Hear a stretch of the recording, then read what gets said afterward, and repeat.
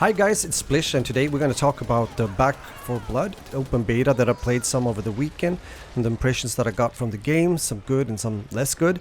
I will go a bit back and forth between topics in this video since there's been a lot of impressions that came across my mind when playing the Back 4 Blood open beta.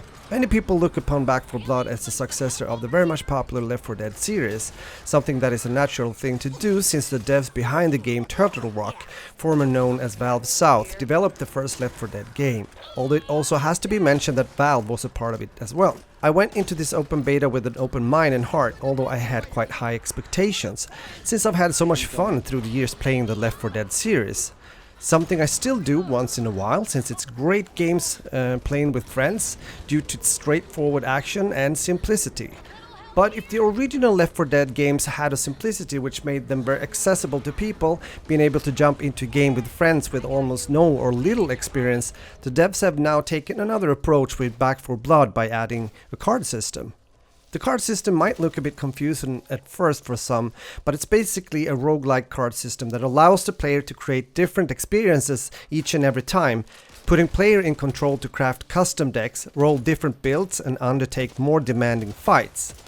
So you have corruption cards that are chosen by the director and active cards that offers the player an opportunity to pick some useful special perks. In the cooperative mode, players can unlock additional cards from the supply line system. In the PvP mode, all players always have all cards unlocked for fairness, which makes sense. There's more to say about the system when it comes to corruption cards and active cards, but I'm leaving that out for now. I do believe that this card system will be appreciated by some, adding a bit more depth or a perk-like system, but if you just are looking for that casual experience with friends, just jumping into a game or two, I'm not sure that everyone is willing to take the time to learn about these cards, since they most likely just want to choose a character and start playing.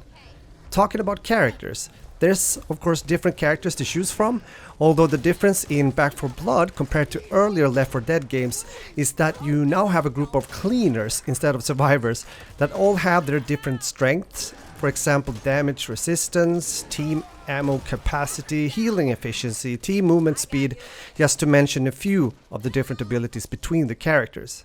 I guess it's a tactical choice you and your team will have to do when choosing your cleaners in order to optimize your chances of staying alive and complete the mission.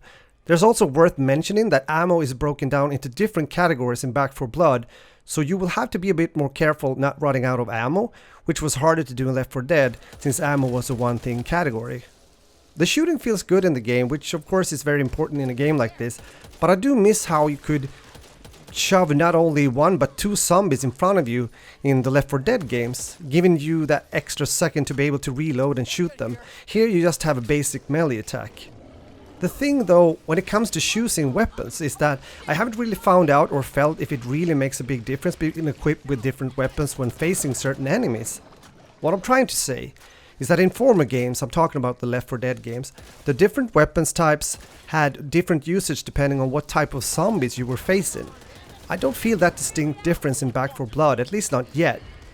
Some of the bigger zombie lads are also quite similar looking when being in the heat of a fight, so I do wish they'd consider to visual-wise separate them apart a bit more. I'm mainly thinking about the Reeker, Tallboy, but also the Snitcher.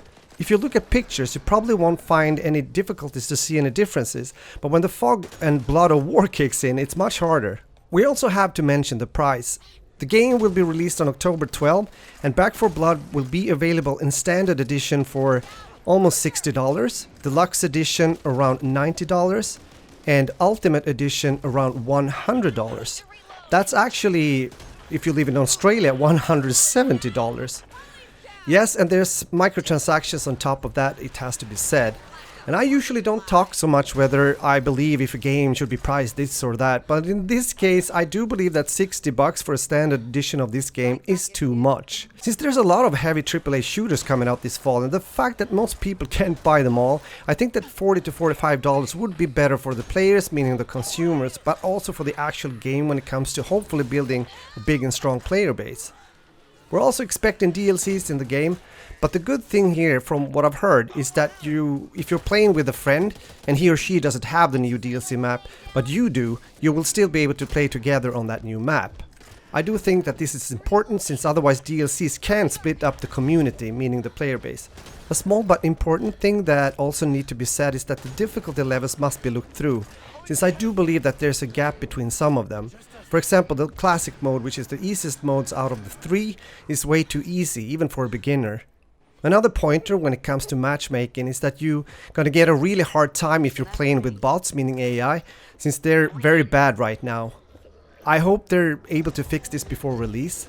And by the way, this game does not support Steam Workshop and mods, which I believe is a mistake. During the beta, you've been able to play both some co-op story campaign, which I consider to be the core when it comes to a game like this, but also some multiplayer, which is literally versus, when it comes to the cleaners and the zombies.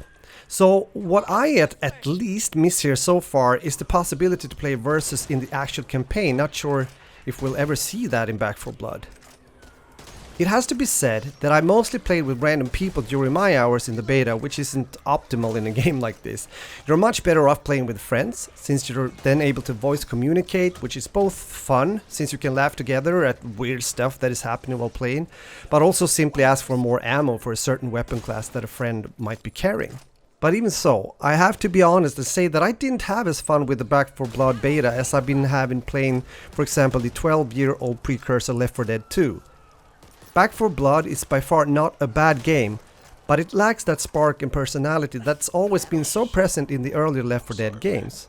Especially since also both the special zombies or the hordes aren't as good as in the Left 4 Dead games, and are therefore not giving you that mayhem challenge early on in the game that I love to face. In time, I might start to like some of the cleaners in Back 4 Blood as well, but the customization in Back 4 Blood are almost too good.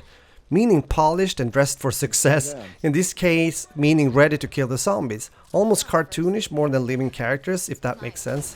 I can't help missing things like Louis' shirt hanging out of his trousers, his tie being loosened up, and of course the amazing voice acting by Earl Alexander. Or Bill dragging his legs behind him with a cigarette in the corner of his mouth. It was gritty, dirty, and sometimes a bit over the top, something that I loved about these characters. Unfortunately, I don't see or feel that in the same way in the Back 4 Blood beta. I'm not sure either how popular a horde shooting game is in 2021, since other, you might say, older FPS genres like arena shooters have had problems to stay vital and do well for a couple of years now.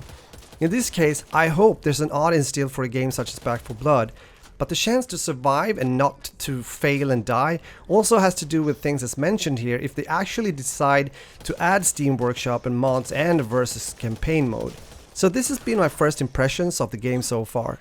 There are things that I do like about the game, but there's also things that I do think is essential to both fix and add into the game if it's gonna have a chance to survive in the long run. I would also like to hear from you as well, especially if you have been playing the beta. Let me know your thoughts, impressions, and also if you're planning to buy the game.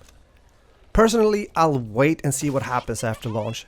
I'm not the guy that rely on reviews, but I will take my time to listen into the community when the full game is released. Thanks for watching, and if you're new to my channel and if you want to see more FPS content, then make sure to subscribe, turn on the notification bell so you don't miss out when I'm posting a new video. Have a great day, guys. Later.